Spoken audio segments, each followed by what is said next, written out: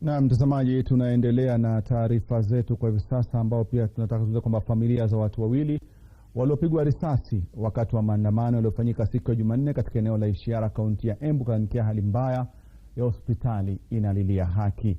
Familia hizo zikijiandaa kwa mazishi zinataka maafisa wa usalama waliohusika wachukuliwe hatua za kisheria, wakisema wana wao walikuwa wakidai haki kupitia maandamano ya kikatiba na hawakuwa na silaha zozote.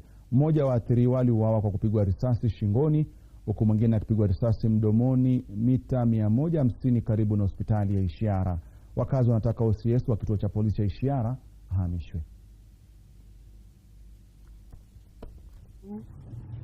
Mauaji yake hakuwa kwa maandamano, aliuiwa kwa barabara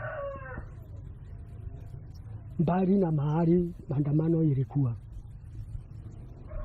Ningetaka ama ningeomba msamaha kwa serikali ifuatilie hii mambo ili haki ionekane. Tukakaa hapo kwa makaa mpaka kitu saa 9. Ndipo nilianza kusikia watu wakisema kuna vijana wawili wameuawa. Nikauliza hao ni kina nani? Nikauliza watu, simuende mniangalilie ama ni watoto wangu. Ndio wale watoto walikuwa wanacheza na Kariuki hapo awali wakiwa wandogo. Ndio nilikubali sasa ni Kariuki kabisa. Sikuenda kumwangalia.